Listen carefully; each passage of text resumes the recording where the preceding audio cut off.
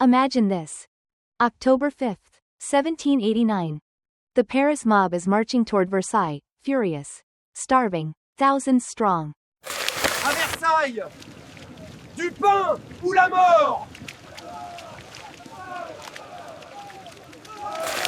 Du pain. In our timeline, this is the moment Marie Antoinette's world begins to collapse. But what if it didn't? What if the woman blamed for diamonds, debt, and decadence, the queen turned into history's favorite villain, somehow survived? And by the way, if you want the full deep dive into who Marie really was, behind the scandals and the legend, I've linked our previous video on her story right here. Tap it if you want the full background before this, what if? But for now, what if her closest friend, Princess Lamballe, changed everything? What if one friendship, one decision, one escape that worked, rewrote the fate of France? Do you think the revolution had to end in blood? Let's find out.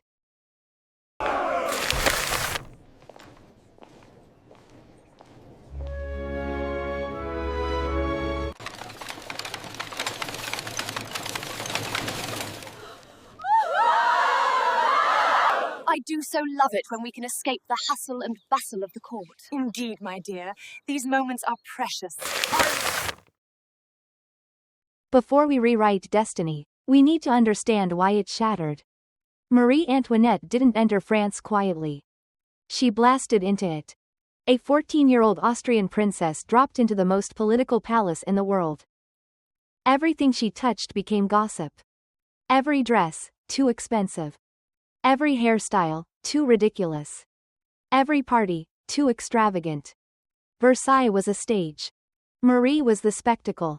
And while she played queen, France ran out of bread. The people hated her. The Austrian woman, Madame Deficit. The queen who plays farmer in a fake village while real farmers starve. Then came the diamond necklace affair. A scandal she didn't even start, but one that poured gasoline on already roaring hatred. And standing closest to her was one woman, Princess Marie Thérèse de Lamballe. Loyal, gentle, and in the eyes of the revolutionaries, dangerously close to the queen. A friendship that should have been harmless became political Imagine dynamite. being hated so much that even having a best friend was considered a crime. Do you think Marie ever realized how dangerous her inner circle really was? 1789. The revolution erupts. The palace falls. The royal family is dragged to Paris like prisoners. And Lamballe? She stays. Through riots, threats, interrogation, hunger, she refuses to abandon Marie. That loyalty is what kills her. The tribunal asks her one question.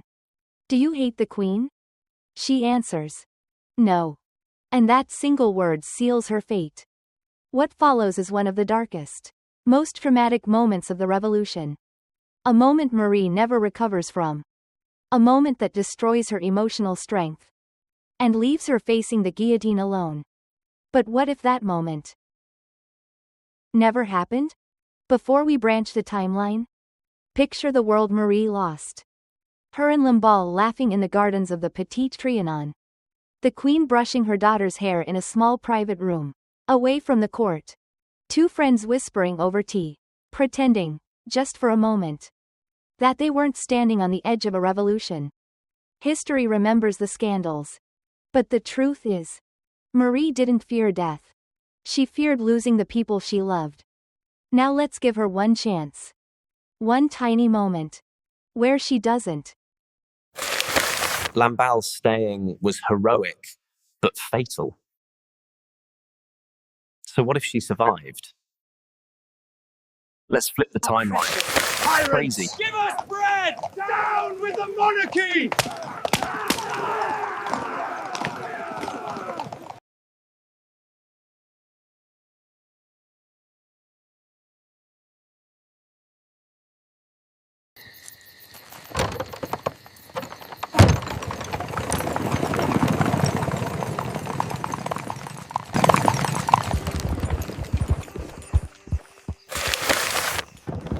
Here's where everything changes. In our timeline, the royal escape, the flight to Varennes, failed. Too many servants. Too much gold. Too much noise. Too much Marie being Marie. But in another timeline? Lamballe steps in. She begs Marie to stop listening to nobles. She pushes a different plan. No elaborate disguises. No heavy carriages. No royal luggage. Travel as commoners. A smaller route. One chance, simple, quiet, invisible. And it works. They cross the border.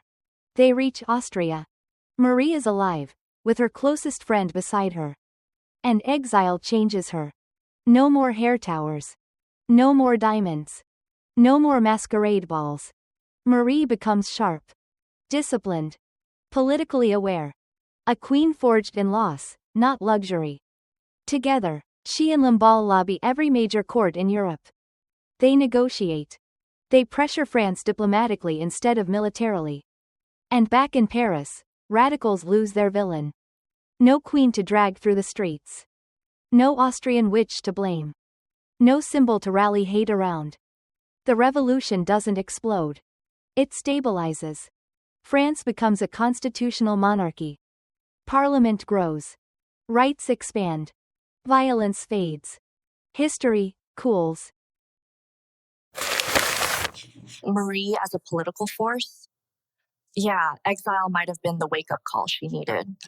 What do you think? Could she have become the reformer France never got?